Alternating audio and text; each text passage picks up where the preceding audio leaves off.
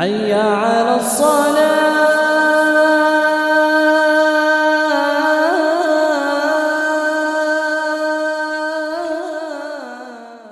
மறுமை எவ்வாறு இருக்கும், மறுமை அடையாளங்கள் என்ன, இமாம் மஹதி எப்பொழுது வருவார்கள்? ரசூலுல்லாஹி ஸல்லல்லாஹு அலைஹி வஸல்லம் சஹாபி இந்த கேள்வி கேட்டாங்க. நபி ஸல்லல்லாஹு அலைஹி கேட்டாங்க, மத ஸாஆ, யா ரசூலல்லாஹ் கியாமத் நாள் எப்போ வரும்னு கேட்டாங்க. ரசூலுல்லாஹ் திருப்பி என்ன சொன்னாங்க? மா ஆதத்தலஹா, நீ அதுக்காண்டி என்ன ரெடி பண்ணியிருக்கேன்னு கேட்டாங்க. நீ அதுக்காண்டி என்ன அமல் செஞ்சுருக்கிற? அதனால் மஹதி எப்போ வருவார், இப்போ ஈசா அலைஹிஸ்ஸலாம் எப்போ வருவாங்க, திரும்ப கியாமத்தின் அடையாளம், இதெல்லாம் தெரிஞ்சுருக்கணும். அல்லாஹ் காப்பாற்ற நாளைக்கே மறுமை வந்தால் நம்முடைய நிலைமை என்ன? நாளைக்கே வரலாம், நாளைக்கு வச்சு வரலாம், மறுமை எப்போனாலும் வரலாம். நம்ம நிலைமை என்ன? நம்ம அதுக்காண்டி என்ன அமல் செஞ்சுருக்கோம்? அல்லாஹ்க்கு முன்னாடி நிறுத்தப்படுவோமே, நம்ம என்ன அமல் செஞ்சுருக்கோம்? ரெண்டாவது, மறுமைங்கிறது இது கியாமத்து நாள் வந்து ஈசா அலைஹிஸ்ஸலாம் வந்து மூசா அலைஹிஸ்ஸலாம் வந்து மஹதி அலைஹிஸ்ஸலாம் வந்துலாம் இல்லை.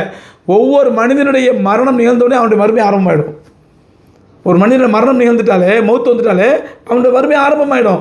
அப்போ மௌத்து யார் பண்ணல எப்போனாலும் வரலாம். அப்போ நாம் இதை பற்றிலாம் ஆராய்ச்சி பண்ணி அதிகமாக தெரிஞ்சுக்கிறத விட அந்த மறுமைக்காக என்ன அமல் செய்யணும் அப்படிங்கிற கவனம் செலுத்துங்க. அல்லாஹ் நமக்கு நல்ல நசீப் கொடுப்பதற்கு போதுமானவன்.